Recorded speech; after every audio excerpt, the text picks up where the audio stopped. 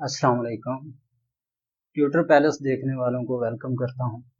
मैं मोहम्मद ज़ीशान हैदर, आज एक नई वीडियो के साथ। आज हमने जो टॉपिक शुरू करना है वो है effect of concentration in electrochemical cell, या हम आप ये कह लें कि आज हम नस्ट इक्वेशन को डिस्कस करेंगे। इसको करने से पहले तो हम ये करते हैं कि अब तक हम इलेक्ट्रोकेमिस्ट्री की जो पहले की जो वीडियोज़ हैं उसके अंदर हमने जो जो कुछ डिस्कस किया था उसको थोड़ा सा रिकॉल कर लेते हैं। अगर हम इसको रिकॉल करें तो हमने जो डिस्कस किया था वो था इलेक्ट्रोड पोटेंशियल। अच्छा, अब ये जो इलेक्ट्रोड पोटेंशियल है इसमें हमने एक ऑक्सीडेशन पोटेंशियल डिस्कस किया था और दूसरा रिडक्शन पोटेंशियल को हमने डिस्कस किया था।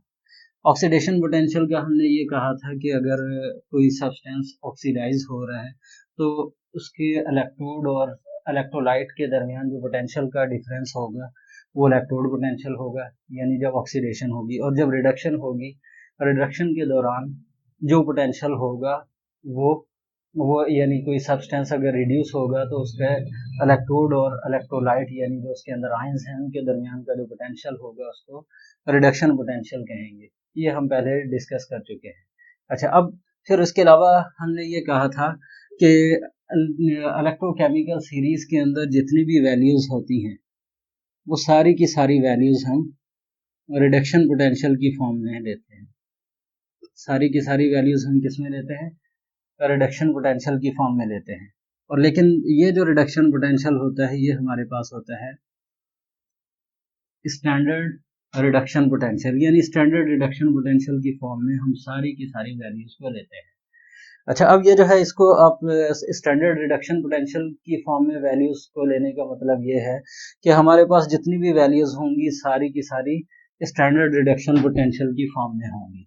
अच्छा, अब इसमें अगर हम ऑक्सीडेशन रिडक्शन पोटेंशियल की बात करें तो इसमें क्या होता है कि जैसे हमारे पास फॉर एग्जांपल कि हमारे पास कोई मेटल है, ये क्या होगी, ये न्यूट्रलाइज हो जाएगी। कैसे? इलेक्ट्रॉन गेन करने के बाद। यानी हमारे पास कोई मेटल है, ये क्या करेगी, ये न्यूट्रलाइज हो जाएगी इलेक्ट्रॉन गेन करने के बाद। और यहाँ पे क्या है कि हमारे पास मेटल जो है वो आयन में कन्वर्ट हो जाएगी इलेक्ट्रॉन लूज करने के बाद। यानी ये क्या था, ऑक्सीडेशन पोटेंशियल और रिडक्शन पोटेंशियल का डिफरेंस। अब फिर क्या है, और हमने जो डिस्कस किया था वो स्टैंडर्ड रिडक्शन पोटेंशियल के लिहाज से किया था कि हम हमेशा जो वैल्यूज लेते हैं स्टैंडर्ड रिडक्शन पोटेंशियल की फॉर्म में लेते हैं। अब क्या है कि अगर जैसे आपको कोई दो हाफ इक्वेशंस दी हुई हैं, दोनों की दोनों आपको स्टैंडर्ड रिडक्शन पोटेंशियल की फॉर्म में दी होंगी। अब आपने करना क्या है कि दूसरी इक्वेशन को आपने ऑक्सीडेशन पोटेंशियल की फॉर्म में कन्वर्ट कर देना है। जैसे फॉर एग्जांपल मैं सपोज करता हूँ कि हमारे पास एक सब्सटेंस है M+2। अब उसने क्या किया, 2 इलेक्ट्रॉन्स गेन किए और M में कन्वर्ट हो गया।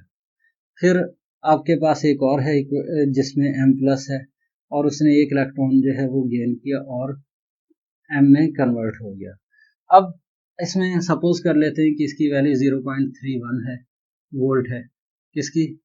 सेल पोटेंशियल की वैल्यू, स्टैंडर्ड सेल पोटेंशियल। वैसे ऐसा होता नहीं है, हम सपोज कर रहे हैं क्योंकि इसकी वैल्यूज फिक्स होती हैं, इसलिए मैं कह रहा हूँ कि ऐसा नहीं होता। अब इसकी वैल्यू आपकी है 0.21। अब क्या होगा, अब आपके पास अब ये जिसका स्टैंडर्ड रिडक्शन पोटेंशियल की वैल्यू ज़्यादा है इसका मतलब ये है कि इसकी रिडक्शन हो रही है। जिसकी स्टैंडर्ड रिडक्शन पोटेंशियल की वैल्यू कम है इसका मतलब इसकी ऑक्सीडेशन हो रही है। हम क्या करते हैं कि इसको रिवर्स कर देते हैं। रिवर्स का मतलब क्या है कि हम इस इक्वेशन को, इसमें क्या होगा कि राइट हैंड साइड लेफ्ट हो जाएगी और लेफ्ट हैंड साइड राइट हो जाएगी। यानी इसको फिर हम किस तरह से लिखेंगे, हम इसको इस तरह से लिखेंगे, इस फॉर्म में लिख देंगे। एक तो हम ये डिस्कस कर चुके हैं। यानी अब क्या होगा कि अब आपको इससे पता चल जाएगा, आप स्टैंडर्ड रिडक्शन पोटेंशियल की वैल्यूज को देखेंगे, देखने के बाद आपको अंदाजा हो जाएगा कि किसकी ऑक्सीडेशन हो रही है और किसकी रिडक्शन हो रही है। इसके अलावा हमने ये डिस्कस किया था कि हमारे पास ये जो स्टैंडर्ड सेल पोटेंशियल होता है इसका ये क्या होता है, ई कैथोड। कैथोड का मतलब क्या है, standard reduction potential of the substance which is reduced minus standard reduction potential of the substance which is oxidise, और क्योंकि ये एनोड के ऊपर होता है तो हम इसको इस तरह से लिखते हैं, यानी E cell is equal to E cathode minus E anode. हमने इसके जरिए स्टैंडर्ड सेल पोटेंशियल फाइंड किया था। और अगर तो स्टैंडर्ड कंडीशन नहीं है फिर हम सेल पोटेंशियल को इस तरह से भी लिख सकते हैं, ई कैथोड माइनस ई एनोड। फिर हम इसको इस तरह से भी लिख सकते हैं, यानी हम अगर स्टैंडर्ड फॉर्म में हो तो ये, अगर स्टैंडर्ड फॉर्म में नहीं है तो हम इसी इक्वेशन को इस तरह से लिखेंगे। अगर हमारे पास स्टैंडर्ड सेल पोटेंशियल की वैल्यू, मैंने आपको ये भी डिस्कस हमने किया था कि अगर तो पॉजिटिव होगी तो स्पॉन्टेनियस होगा, रिएक्शन जो है वो स्पॉन्टेनियस होगा। और अगर आपके पास स्टैंडर्ड सेल पोटेंशियल की वैल्यू माइनस में होगी यानी नेगेटिव होगी तो ये क्या होगा, ये नॉन स्पॉन्टेनियस होगा। फिर हमने एक और चीज़ डिस्कस की थी, वो क्या थी, हमने ये डिस्कस किया था कि जो फ्री एनर्जी होती है यानी डेल्टा जी स्टैंडर्ड हो या डेल्टा जी, ये होता है minus N F E cell standard के इक्वल। और डेल्टा जी का हमने ये कहा था कि अगर हम ये नेगेटिव है तो ये होगा स्पॉन्टेनियस, और डेल्टा जी अगर पॉजिटिव है तो ये होगा नॉन स्पॉन्टेनियस। ठीक है, यानी ये वो बेसिक चीज़ें थी जो हम पहले डिस्कस कर चुके थे। इसके अलावा हमने फिर एक और चीज़ डिस्कस की थी, वो ये थी कि अगर आपके पास सेल पोटेंशियल जो होगा वो 0.0592 अपॉन एन लॉग के सी, और कुछ जगह पे इसको खाली के इक्वल भी लिया जाता है, ये सारी चीज़ें हम डिस्कस कर चुके थे। अच्छा, अब ये इन सारी चीज़ों को डिस्कस करने के बाद आज हमारा जो टॉपिक है वो ये है, हमने चेक करना है कि इफेक्ट ऑफ कंसंट्रेशन को। अच्छा, इफेक्ट ऑफ कंसंट्रेशन को हमने किस तरह से चेक करना है कि जैसे हमारे पास अगर फॉर एग्जांपल कि हमारे पास है एक स्टैंडर्ड सेल पोटेंशियल, यानी अगर हमारे पास कंसंट्रेशन जो है, यानी आपके पास कोई भी इलेक्ट्रोलाइट है, उस इलेक्ट्रोलाइट की जो कंसंट्रेशन है अगर वो है 1 मोलर, यानी अगर वो क्या है 1 मोलर है, तो इसका जो पोटेंशियल होगा उसको हम कहेंगे ये क्या है, स्टैंडर्ड सेल पोटेंशियल, या हम इसको कहेंगे स्टैंडर्ड इलेक्ट्रोड पोटेंशियल कहेंगे। और अगर हमारे पास सेल पोटेंशियल की जो वैल्यू है वो अगर 1 मोलर नहीं है, अक्सर होता क्या है कि वक्त के साथ साथ आहिस्ता आहिस्ता सेल का जो पोटेंशियल है वो डिक्रीज हो जाता है, और जब डिक्रीज हो जाएगा तो इसका मतलब यह है कि अब वो स्टैंडर्ड सेल पोटेंशियल नहीं है। इसकी एग्जांपल हम इस तरह से लेते हैं, जैसे बैटरीज हैं, बैटरीज के अंदर जो केमिकल्स होते हैं, जो इलेक्ट्रोलाइट्स होते हैं, वो जब तक उनका जो सेल पोटेंशियल मेंटेन रहता है उस वक्त तक तो वो सही काम करती हैं, लेकिन जैसे जैसे उसके अंदर के जो केमिकल्स हैं उनकी कंसंट्रेशन डिक्रीज होती जाती है तो आहिस्ता आहिस्ता सेल पोटेंशियल भी कम होता जाता है।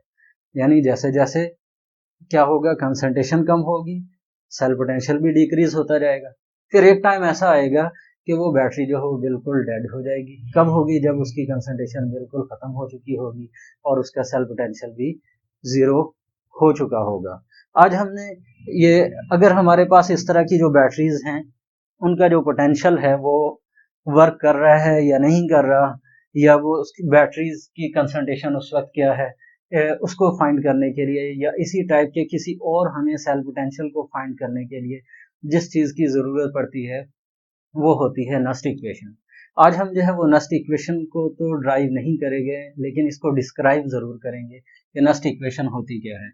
अगर हम नस्ट इक्वेशन को डिस्क्राइब करने की कोशिश करें तो ये होता है E cell is equal to E cell standard minus, ये हमारे पास होता है R T upon N F L N Q के इक्वल होता है। अच्छा, अब इसके अंदर हमें जिन चीज़ों की ज़रूरत है, एक तो ये है एलन क्यू जो है, ये जो एलन क्यू होता है इसको हम कहते हैं रिएक्शन कोएफिशिएंट। और ये जो रिएक्शन कोएफिशिएंट होता है ये असल में ये वही चीज़ होती है जो Kc होता है, यानी ये क्या होगा, ये बराबर होता है product concentration of product upon the concentration of reactant के इक्वल होता है। यानी इसका मतलब ये हुआ कि हमारे पास जो ई सेल की इक्वेशन है इसको हम इस तरह से भी लिख सकते हैं, minus R T upon N F L N, यानी आपके पास जो प्रोडक्ट Q जो है वो प्रोडक्ट अपॉन रिएक्टेंट के इक्वल है, तो ये क्या हो जाएगा, ये चीज़ हो जाएगी। अब ln जो होता है ये होता है, असल में ln को अगर हम बात करें तो ln है क्या चीज़, ये है लॉग नेचुरल, जिसको लॉग ई से शो करते हैं। और अगर हम इस ln को बेस 10 में कन्वर्ट करना चाहते हैं तो ये इक्वल होता है 2.303 लॉग के इक्वल, जिसको लॉग 10 बेस 10 सिस्टम भी कहते हैं। यानी इसका मतलब ये हुआ कि अगर हम चाहें तो इस ln को इसमें कन्वर्ट कर सकते हैं। तो फिर ये इक्वेशन क्या बनेगी, अगर हम इसमें कन्वर्ट करते हैं तो E cell is equal to E cell standard minus, मैं यहाँ पहले लिख देता हूँ 2.303 R T upon N F L N P upon R, यानी प्रोडक्ट अपॉन रिएक्टेंट। अच्छा, अब ये क्या चीज़ है, ई सेल जो है ये क्या है, इसको हम कहेंगे electrode potential.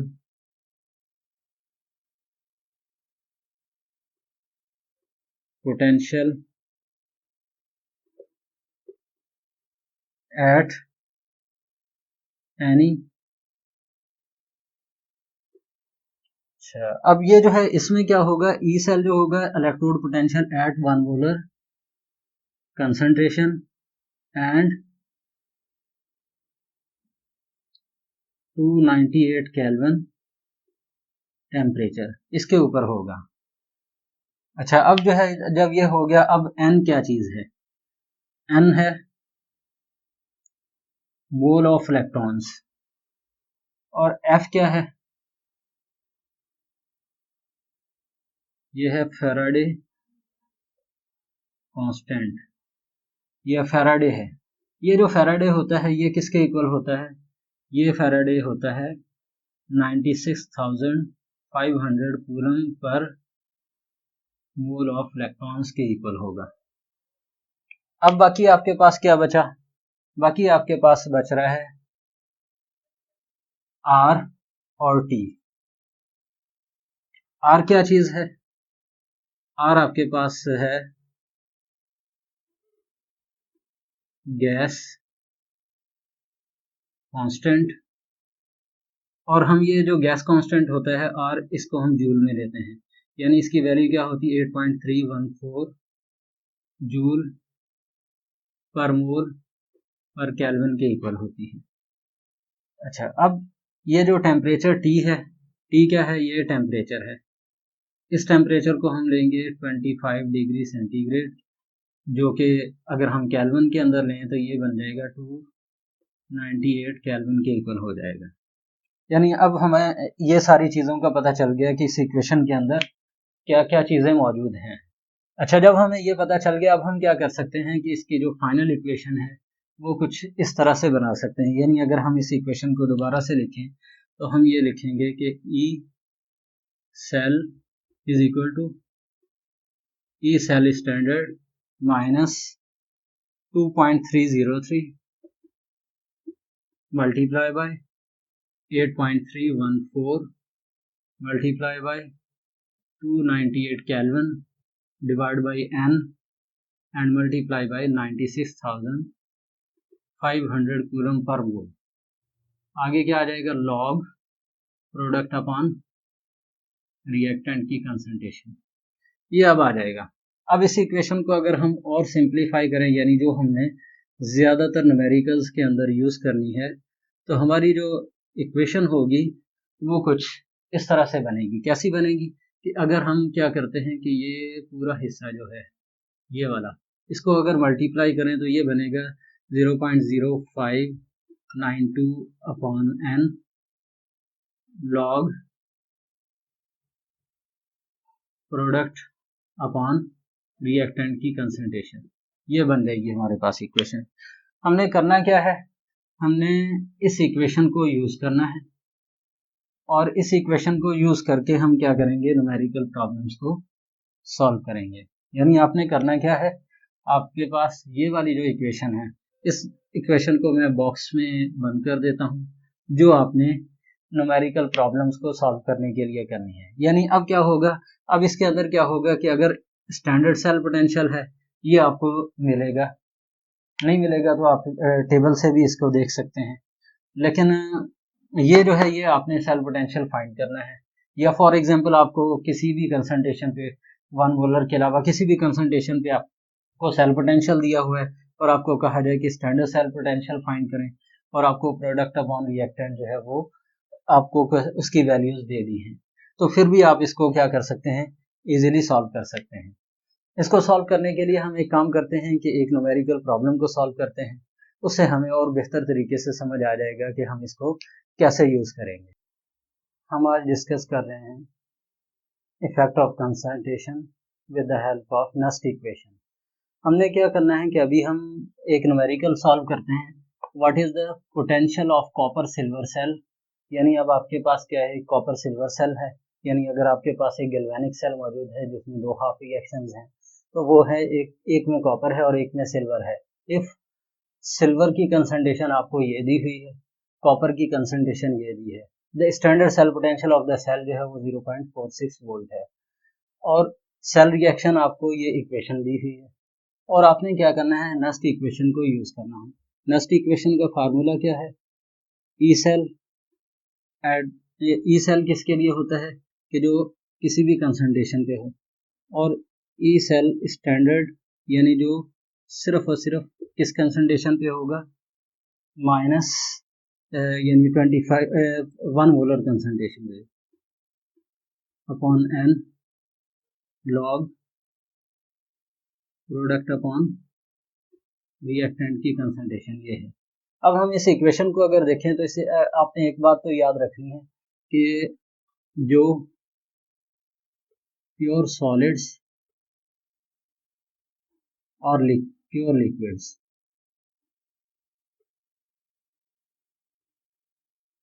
have concentration equal to 1 molar. यानी जितने भी सॉलिड फॉर्म में, प्योर सॉलिड फॉर्म में और प्योर लिक्विड की फॉर्म में जो सब्सटेंसेस होंगे उनकी कंसंट्रेशन 1 मोलर होगी। यानी इसका मतलब ये हुआ कि हमारे पास ये जो कॉपर ये वाला जो है ये भी 1 मोलर हो गया और इधर से ये वाला जो है ये भी 1 मोलर हो गया। यानी इसका मतलब यह है कि ना हम इसको यूज करेंगे ना इसको यूज करेंगे, सिर्फ हमने किसको यूज करना है, आयंस को। प्रोडक्ट में आयंस क्या है, कॉपर आयन है और इस तरफ हमारे पास आयन कौन सा है, सिल्वर आयन है। यानी इसका मतलब यह हुआ कि अगर हम इस इक्वेशन को दोबारा से लिखें तो ये इक्वेशन कुछ इस तरह से बनेगी, -0.0592 divide by N log product में हमारे पास क्या है, कॉपर आयन है, Cu+2 की कंसंट्रेशन हो जाएगी और रिएक्टेंट में हमारे पास सिल्वर है तो Ag प्लस जो है, अब क्योंकि ये 2 जो है इसका जो कोफिशिएंट है वो पावर में चला जाएगा, जिस तरह हम रेट कांस्टेंट के अंदर यूज़ करते हैं या इक्विलिब्रियम कांस्टेंट के अंदर यूज़ करते हैं। अब हम इसमें वैल्यूज पुट कर देते हैं। हमें फाइंड क्या करना है, what is the potential, potential find करना है और स्टैंडर्ड पोटेंशियल हमें दिया हुआ है, यानी हमें ई सेल को फाइंड करना है और ये हमारे पास है 0.46 वोल्ट है और आपके पास ये वाली वैल्यू है 0.0592 डिवाइड बाई, अब अगर आप देखें ये वाला जो था ये 0 से +2 में गया और ये वाला जो है +1 था, लेकिन 2 होने की वजह से ये +2 से ये 0 में गया। तो यानी इसका मतलब ये है कि मोल ऑफ इलेक्ट्रॉन इसमें जो यूज़ हो रहे हैं वो 2 हो रहे हैं, क्योंकि इसके अंदर जो डिफरेंस आ रहा है चार्ज का वो 2 का है। उसके बाद आपके पास है लॉग कॉपर कितना है, कॉपर हमारे पास है 1 मल्टीप्लाई 10⁻⁻⁻⁴ और सिल्वर हमारे पास कितना है 1 मल्टीप्लाई 10⁻⁻³ का स्क्वायर। अब जब ये इस तरह से है, अब आपके पास E cell is equal to 0.46 volt वैसे का वैसे आ गया, माइनस ये वाला जो है ये आपके पास अगर हम इसको लिखते हैं 0.0592 डिवाइड बाई 2 लॉग, अगर हम इसको ऊपर लेके जाएं तो ये हो जाएगा 1 मल्टीप्लाई 10⁻⁶ हो जाएगा, यानी ये क्या होगा 3 2 ज़ा 6 हो जाएगा। अब ये 6 जो है ये जब ऊपर जाएगा तो ये क्या होगा 10⁻⁻² हो जाएगा, यानी अब के पास अब क्या होगा कि 10⁻⁻² हो गया। अब आपने क्या करना है, अगर आप इसका लॉग निकालते हैं तो लॉग क्या बनेगा,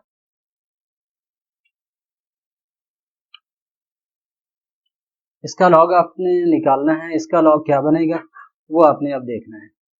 अच्छा, अब इसका जो लॉग होगा वो क्या होगा कि अगर हम इसका लॉग निकालें तो इसका लॉग आएगा 2, यानी इसका मतलब क्या हुआ कि E cell is equal to 0.46 volt minus 0.0592 divide by 2 log, इसका निकालेंगे तो ये मल्टीप्लाई बाई 2 हो जाएगा और ये आंसर भी इसका वोल्ट के अंदर आएगा।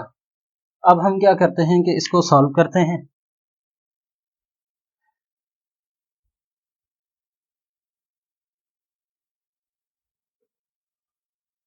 अब हम क्या करेंगे कि जब आप इसको मल्टीप्लाई करें क्या आंसर आएगा, यानी अगर 2 से 2 कैंसिल हो जाएगा।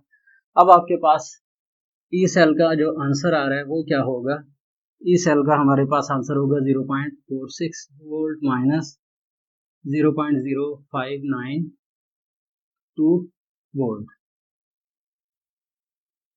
इसको इसमें से माइनस करें तो आपका आंसर क्या आएगा, इसमें आपका आंसर आना चाहिए 0.40 वोल्ट, यानी 0.40 वोल्ट आपका आंसर आ जाएगा, इसका फाइनल आंसर। यानी आप क्या कर सकते हैं, इस तरह से आप इसका सेल पोटेंशियल फाइंड कर सकते हैं। अच्छा, अब ये जो है यानी ये क्या हो गया कि इस तरीके से आप क्या कर सकते हैं, ये वाला जो हमारे पास सेल पोटेंशियल आया है ये स्टैंडर्ड सेल पोटेंशियल नहीं है। ये कौन सा वाला सेल पोटेंशियल है, नॉन स्टैंडर्ड इलेक्ट्रोड पोटेंशियल या सेल पोटेंशियल। ये हमारे पास कौन सा है, ये नॉन स्टैंडर्ड सेल पोटेंशियल हमें यहाँ से मिला है। एक और हम न्यूमेरिकल सॉल्व करने की कोशिश करते हैं ताकि थोड़ा सा हमारा जो कॉन्सेप्ट बना है ये और बेहतर तौर पर क्लियर हो जाए। सेल पोटेंशियल की ही एक और एग्जांपल हम कर लेते हैं। इस एग्जांपल के अंदर क्या है, क्वेश्चन देखें, a cell implies the following half reactions Ni+2 + 2 electron minus Ni, ये जो है इसमें निकल का जो सेल पोटेंशियल है वो -0.25 वोल्ट है। दूसरा हमारे पास क्रोमियम है और इसमें जो है इसका जो सेल पोटेंशियल है वो 0.74 वोल्ट है और कंसंट्रेशन हमारे पास निकल की 1 मल्टीप्लाई 10⁻⁻⁴ मोलर है और क्रोमियम की जो है वो 2 मल्टीप्लाई 10⁻⁻³ मोलर कंसंट्रेशन है। यानी अब हमने करना क्या है, हमने करना यह है कि इसको यूज करते हुए हम इसका सेल पोटेंशियल फाइंड करेंगे, लेकिन इसमें हमें एक प्रॉब्लम ये है कि इसके अंदर जो सबसे बड़ी प्रॉब्लम है वो ये है कि हमें स्टैंडर्ड सेल पोटेंशियल नहीं दिया हुआ। अब स्टैंडर्ड सेल पोटेंशियल जब नहीं दिया हुआ तो अब हमें सबसे पहले इसका standard cell potential in equations को यूज करके फाइंड करना है। और उसको करने के लिए हम सबसे पहले तो हम ये करते हैं कि ये जो इक्वेशन है इसमें पहले तो ये देखते हैं कि ऑक्सीडेशन किसकी हो रही है और रिडक्शन किसकी हो रही है। तो अगर हम नोट करें तो जिसकी माइनस के अंदर जिसकी वैल्यू कम होती है वो बड़ा होता है और जिसकी ज़्यादा होती है वो छोटा होता है। यानी इसका मतलब ये हुआ कि क्रोमियम जो है उसका सेल पोटेंशियल की वैल्यू जो है वो कम है। और दूसरा हमारे पास क्या है, निकल है, निकल की सेल पोटेंशियल की वैल्यू जो है वो हमारे पास ज़्यादा है। तो इसका मतलब ये है कि जो निकल है उसकी रिडक्शन होगी, और दूसरा वाला जो हमारे पास क्रोमियम है, क्रोमियम की हमारे पास क्या होगी, ऑक्सीडेशन होगी। तो इसका मतलब ये हुआ कि अगर हम इसकी इक्वेशन को लिखें तो इसकी इक्वेशन हम कुछ इस तरह से लिख सकते हैं, ये हो जाएगा मेक्स Ni सॉलिड, ये तो वैसे क्या वैसे ही रहेगा। अब ये जो है इसमें क्या होगा, क्रोमियम पहले आ जाएगा, क्योंकि हमने क्या करना है कि ये दोनों वैल्यूज हमें रिडक्शन पोटेंशियल की फॉर्म में दी हुई है। अब हमें करना यह है कि इसको पहले ऑक्सीडेशन पोटेंशियल ऑक्सीडेशन में कन्वर्ट करना है। ऑक्सीडेशन में कन्वर्ट करने के लिए राइट हैंड साइड लेफ्ट हो जाएगी और left hand side right hand side हो जाएगी। अब क्या होगा, अब आपके पास ये चीज़ बन गई। अच्छा, अब जब ये चीज़ बनी तो अब हमें एक और चीज़ की प्रॉब्लम है, वो ये है कि हम ये चाहते हैं कि इनके नंबर ऑफ इलेक्ट्रॉन्स सेम हो जाएं, ताकि हमें पता चल सके कि इसके अंदर कितना इलेक्ट्रॉन ट्रांसफ़र हुआ है। अब इधर 2 है, इधर 3 है, हम क्या करते हैं, इस इक्वेशन को 3 से मल्टीप्लाई कर देते हैं और इस इक्वेशन को 2 से करते हैं। अगर इसको हम 3 से करेंगे तो ये बन जाएगा 3 Ni प्लस 2 3 2 6, यानी 3 को इससे किया तो 3 Ni प्लस 2, 3 को जब इससे करेंगे तो 3 इलेक्ट्रॉन्स, और 3 को जब इस निकल से करेंगे तो ये हो जाएगा 3Ni, हमारे पास सॉलिड आ जाएगा। फिर इसी, क्योंकि अब ये जो ऑक्सीडेशन हाफ है इसको हमने 2 से मल्टीप्लाई करना है, ये हो जाएगा 2Cr मिक्स, फिर 2 को इससे करेंगे तो ये हो जाएगा 2Cr प्लस 3 प्लस 2 को इससे करेंगे तो 6 इलेक्ट्रॉन्स। अब हम इसका ओवरऑल रिएक्शन चेक कर सकते हैं, यानी ये इससे कैंसिल हो जाएगा। अब आपकी जो ओवरऑल इक्वेशन बन रही है वो 3Ni प्लस 2 प्लस 2Cr, ये सॉलिड में होगा और ये आयनिक फॉर्म में होगा, और ये वाला हमारा क्या बन जाएगा, 3Ni सॉलिड में आ जाएगा और 2Cr प्लस 3 की फॉर्म में आ जाएगा। अच्छा, अब जब हमारे पास ये आ गया, ये हमारे पास ये चीज़ जो आई है इसको हम क्या कहेंगे, इसको कहेंगे सेल रिएक्शन। ये हमारा है सेल रिएक्शन। ये सेल रिएक्शन हमें हेल्प करेगा जब हम इसका सेल पोटेंशियल फाइंड करेंगे स्टैंडर्ड सेल पोटेंशियल निकालने के बाद। अब स्टैंडर्ड सेल पोटेंशियल निकालने के लिए हम क्या करते हैं, हम लिख लेते हैं standard cell potential is equal to E, cathode हमारे पास कौन सा है, कैथोड हमारे पास निकल है, तो हम लिख लेते हैं Ni plus 2 standard minus E Cr plus 3 standard, क्योंकि Cr की ऑक्सीडेशन हो रही है। अब आपने क्या किया है, E cell standard is equal to nickel का हमारे पास सेल पोटेंशियल कितना है, माइनस 0.76 वोल्ट, माइनस फिर इसका कितना है, सॉरी निकल का है 0.25 वोल्ट, और ये है 0.74 वोल्ट।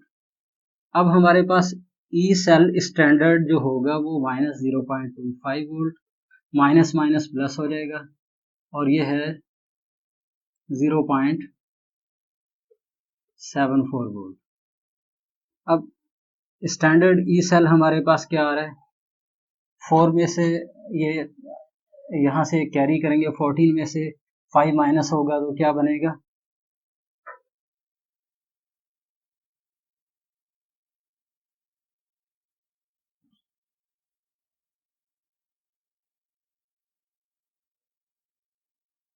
ये 9 बचेगा, 9, और ये कितना होगा,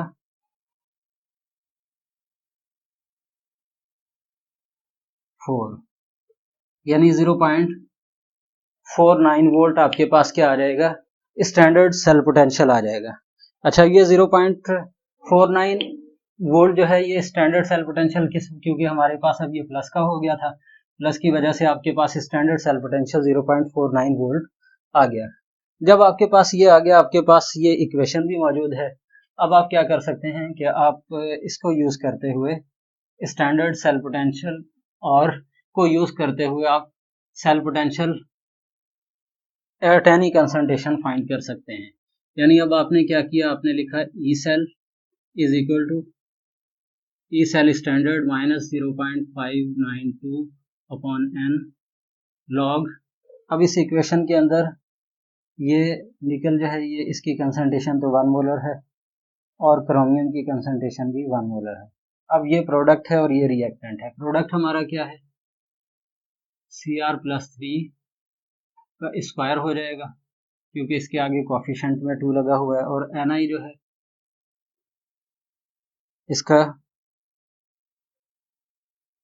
3 हो जाएगा। और वैसे भी अगर आप याद रखें तो क्योंकि क्रोमियम की ऑक्सीडेशन हो रही थी तो इसका मतलब ये हुआ कि ये प्रोडक्ट अपॉन रिएक्टेंट में प्रोडक्ट की जगह पे हमेशा ऑक्सीडेशन आती है और रिएक्टेंट की जगह पे हमेशा रिडक्शन आती है।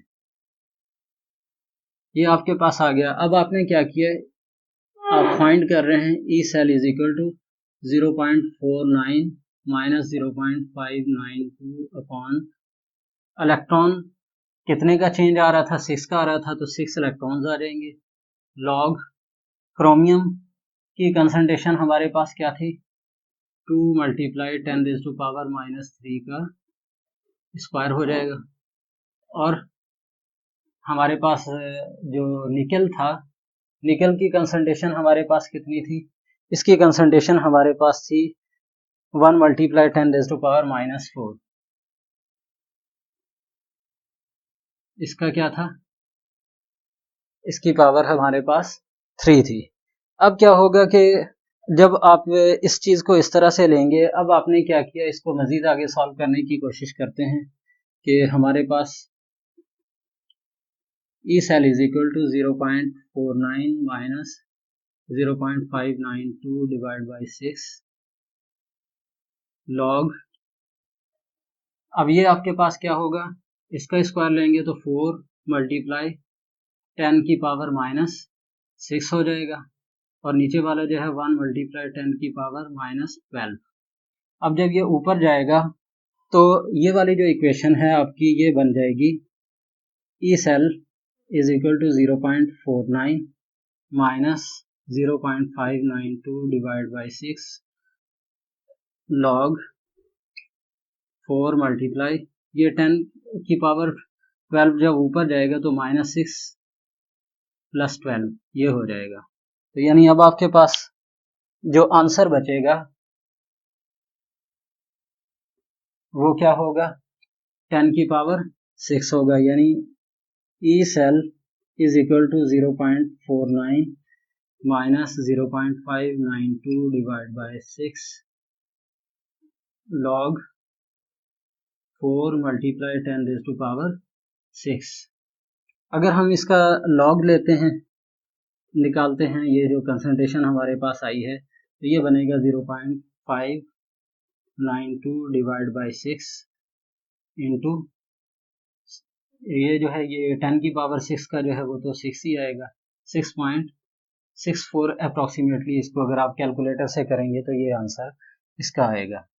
अच्छा, अब जब आपने ये कर लिया, अब क्या होगा कि अब आप इसको मल्टीप्लाई करवा दें 6.64 को 0. अच्छा, ये 0 भी था साथ, सबके साथ, सॉरी मैं लगाना भूल गया, 0.592 है। तो जब आप इसके साथ ये करेंगे तो अब आपके पास जो आंसर आएगा वो आएगा 0.06 आ जाएगा। यानी आपके पास जो ई सेल का जो आंसर होगा वो 0.49 माइनस 0.066 आ जाएगा। अब आप क्या करते हैं कि 0.49 माइनस 0.66 को माइनस कर दें तो आपके पास जो आंसर आएगा वो 0.42 वोल्ट हो जाएगा। यानी इस तरह से आप क्या करेंगे कि सेल पोटेंशियल निकालिए। अब ये जो है ये क्योंकि नॉन स्टैंडर्ड सेल पोटेंशियल आपके पास आ गया है।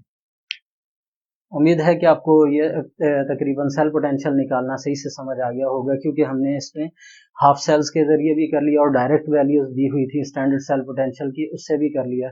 हमें दोनों तरीके से समझ आ गया कि हम इसको कैसे सॉल्व कर सकते हैं। एक और न्यूमेरिकल प्रॉब्लम है, लेकिन इसमें हमने सेल पोटेंशियल हमें दोनों दिए हुए हैं और हमें कंसंट्रेशन फाइंड करनी है। इसके लिए क्या, यानी a cell consist of a silver copper half cells if concentration of AgNO3 is 1 molar. यानी सिल्वर की कंसंट्रेशन हमें दी हुई है, the cell potential of the cell is 0.6 volt and the standard cell potential of the cell is 0.46 volt. What is the concentration of the copper ion. पहले तो हम इनकी इक्वेशन लिख लेते हैं, कॉपर की और सिल्वर की। अच्छा, अब इनकी अगर हम इक्वेशन लिखें तो इनकी इक्वेशन कुछ इस तरह से बनेगी।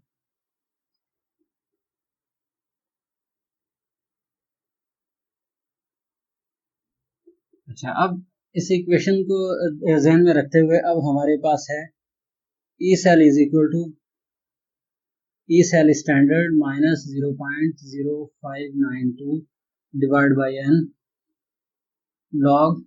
अब इसमें अगर आप देखें तो रिडक्शन वही सिल्वर की हो रही है और ऑक्सीडेशन जो है वो कॉपर की हो रही है, और दोनों में जो चेंज आ रहा है इलेक्ट्रॉन्स का वो 2 का है। अच्छा, अब क्योंकि हम पहले भी ये कर चुके हैं तो इसलिए भी हमें पता है। अब इसमें ये जो है ये सॉलिड है और ये सॉलिड है, तो इनकी कंसंट्रेशन तो 1 मोलर है, यूज नहीं होंगी। अब आपके पास जो इक्वेशन बन रही है वो कॉपर +2 हो जाएगा और सिल्वर आयन जो है वो ये हो जाएगा। अब E cell potential, total cell potential हमारे पास है 0.62 वोल्ट, और ई सेल का हमारे पास जो स्टैंडर्ड सेल पोटेंशियल है वो है 0.46 volt minus 0.0592 divide by 2 log copper की कंसंट्रेशन हमें फाइंड करनी है।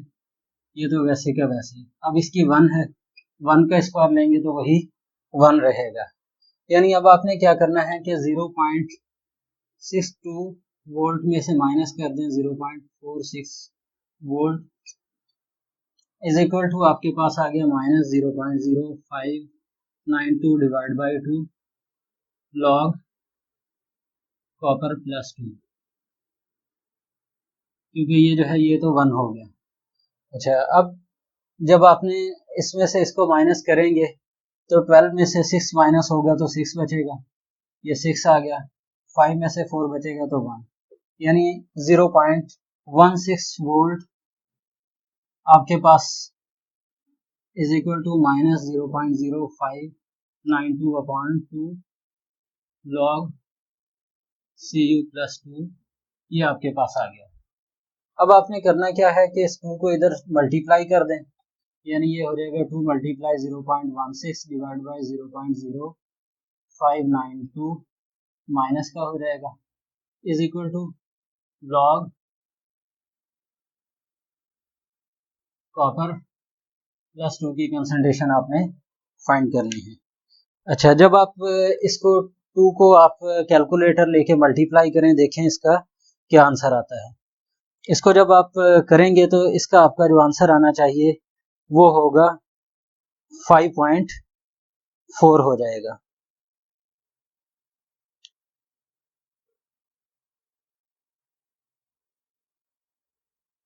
यानी आपने इसको सॉल्व किया, सॉल्व करते हैं तो सॉल्व करने के बाद कैलकुलेटर से आपका जो आंसर आएगा